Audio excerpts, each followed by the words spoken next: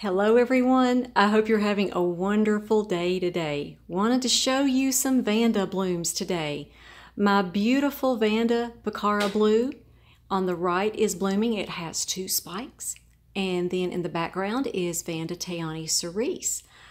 Several of you have asked me for an update video. I haven't done an update video on the care of my Vandas in a while, so I have changed up their care, and I wanted to just share with you how I'm watering and how I'm fertilizing this time of the year.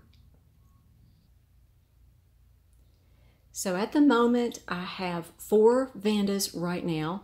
These 2 are blooming, and so they are in my kitchen display so that these blooms will last a long time. And I am fertilizing Pachara Blue today. What I'm doing this time of the year, it is very hot outside right now.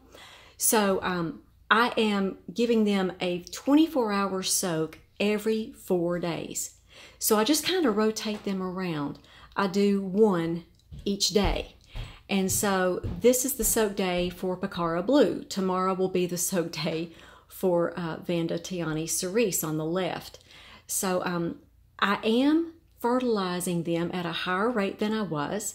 I just decided they really were growing quickly, and it is warm outside. So let me show you how I am fertilizing these 2 right now. So every 4 days in their 24-hour soak, I place about 300 to 350 parts per million. That's about a half of a teaspoon of the Better Grow Orchid Plus a pinch of Epsom salts, just a tiny little amount of the Epsom salts. And so this is what they're getting while they're blooming. And I also want to make sure that they're getting enough calcium. So I'm giving them CalMag at 50 parts per million and that extra pinch of Epsom salts at 20 parts per million per gallon. I'm spraying the roots down on the days that they don't have their 24-hour soak, so they get plenty of calcium and magnesium while they're blooming. And here you see my beautiful Vanda Sansei Blue, and it has a huge spike on it. It should probably be blooming here in a few weeks. So at this point, the buds are forming. I don't really want to give it a lot of nitrogen right now. I did a few days ago before these buds kind of started branching off on the spike. But right now, I'm just going to be giving it the calcium, the CalMag, and the extra Epsom salts until it blooms out. And that doesn't take very long. I don't like to leave my Vandas without the Better Grow for very long. They need that nitrogen to keep growing. As you see, we've got a lot of growth here. See these 2 new leaves at the top? And these roots are just growing very rapidly. So I'll be giving it nitrogen just as soon as this one blooms out. And here you see the beautiful root system on my Robert's Delight Garnet Beauty. The most beautiful roots of any plant I have ever seen. And the foliage matches. It's just absolutely beautiful. So what I'm doing with this one is I'm fertilizing it at about 400 parts per million. That's a half a teaspoon plus just a little bit. This one just takes a lot of fertilizer, and all of this top portion that you see is brand new.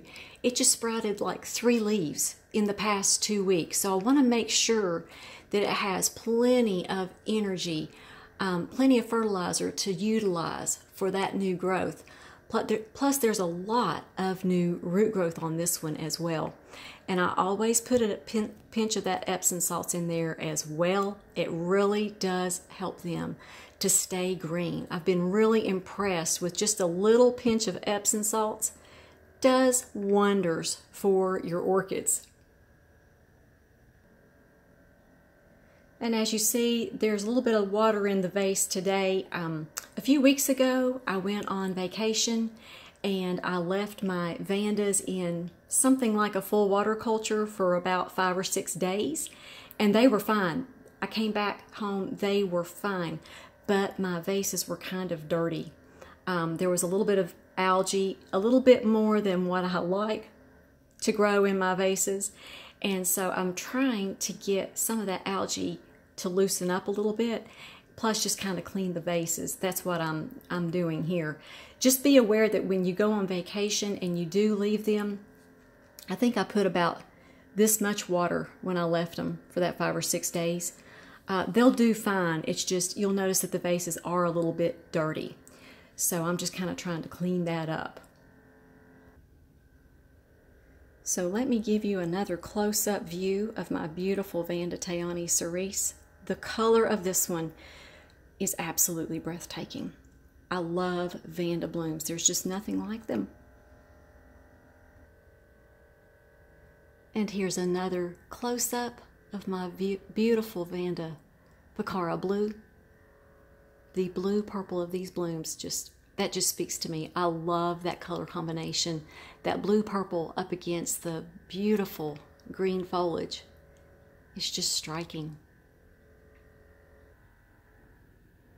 So here's the view along my western facing windows in my kitchen. Wow, I love walking in and looking at this every day.